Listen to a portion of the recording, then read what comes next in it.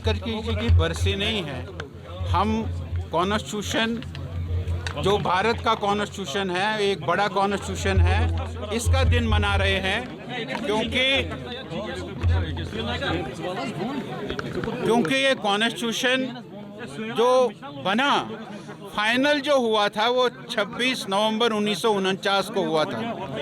इसलिए हमारे मोदी जी ने उसको संविधान दिवस के रूप में 26 नवंबर को मनाया। पिछले दिन हमने सब जगह 26 नवंबर मनाया है। 26 नवंबर से लेकर 26 जनवरी तक ये जो 2 महीने हैं, इन 2 महीनों पर हम जगह जगह कॉन्स्टिट्यूशन के गौरव में कार्यक्रम कर रहे हैं। वही आज ये कार्यक्रम था कॉन्स्टिट्यूशन के गौरव में। कॉन्स्टिट्यूशन को आगे बढ़ाने के लिए भारत का कॉन्स्टिट्यूशन सबसे श्रेष्ठ कॉन्स्टिट्यूशन है, सबसे बड़ा कॉन्स्टिट्यूशन है, और इसको ड्राफ्ट करने में बाबा साहब भीमराव अंबेडकर की जी 11 महीने की तपस्या है। और उसको याद करते हुए बाबा साहब भीमराव अंबेडकर को, और बाबा साहब भीमराव अंबेडकर को कांग्रेस ने कैसे दुत्कारा, उसको बताने के लिए ये कार्यक्रम हमने रखा। गोल जी, एक तरफ से तो आपको ट्रोल किया जा रहा है, जो रिसेंटली अमित शाह की तरफ से बयान दिया गया था अंबेडकर के मुतालिक, और आज ये दिन मनाया जा रहा है। ये ऐसा नहीं है, वो उसके उस ट्रोल को गलत तरीके से पेश किया गया है, ऐसा नहीं है। वो अब जो राहुल गांधी का कल का स्टेटमेंट है कि वो स्टेट के साथ लड़ाई करेगा, ऐसा थोड़ी है। वो जो हुआ है वो उनके बयान को, अमित शाह जी के बयान को गलत तरीके से पेश किया गया, ऐसा नहीं है। पोल जी, ये बताइए कि अभी आपने ओबीसी के बारे में बताया, लेकिन राहुल गांधी जो है वो कास्ट सिस्टम के बारे में बहुत कुछ बोलते हैं कि आप फिर वो क्यों नहीं कराते हैं? वो कुछ नहीं करे, वो कुछ नहीं करा रहा है। वो राहुल गांधी तो कुछ नहीं कंपेल कर रहा है। अरे कंपेल कर, वो कुछ नहीं करा रहा है। हमारा कॉन्स्टिट्यूशन जो है वो कॉन्स्टिट्यूशन परफेक्ट है। उसमें जो सभी जातियां हैं, उन जातियों का सम्मान है उस कॉन्स्टिट्यूशन में। बाबा साहब भीमराव अंबेडकर ने वो सारी व्यवस्थाएं रखी है, और हमारे मोदी जी ने ओबीसी कमीशन को जो संवैधानिक दर्जा दिया है, ये बहुत बड़ी बात है। ये राहुल गांधी अपोजिशन के लिए वो अपोजिशन करता है, और वो उसका कुछ नहीं। ओबीसी के बारे में आपने भी बताया, तो आपको नहीं लगता है other categories are facing injustice?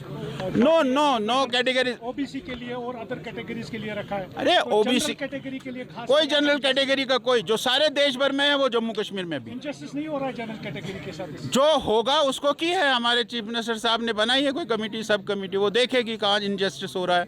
अगर वो रिपोर्ट देगी इनजस्टिस हो रही है, तो कमेटी का फर्ज है कि वो सरकार को बताए कि जहाँ इनजस्टिस हो रही है उसको ठीक करे। ओपन मेरिट वाले जो रिजर्वेशन की मांग कर रहे हैं, उस पर क्या कहेंगे आप? ओपन मेरिट को दी है ना, वो इकोनॉमिकली बैकवर्ड रिजर्वेशन जो है ईडब्ल्यूएस, वो क्या है, 10% रिजर्वेशन तो है ही ओपन के लिए।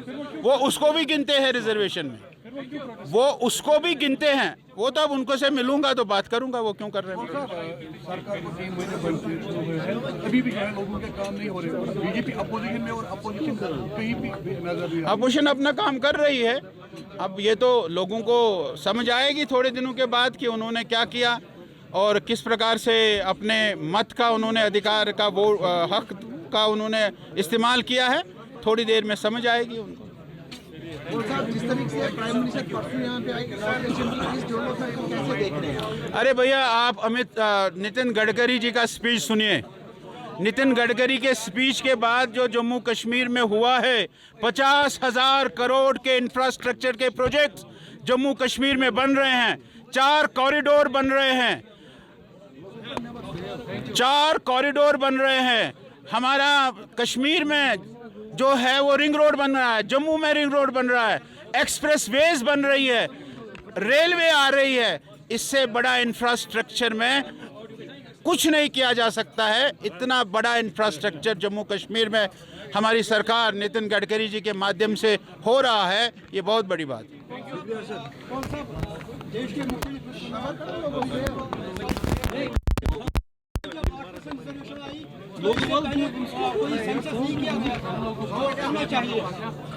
नहीं, ऐसा नहीं है।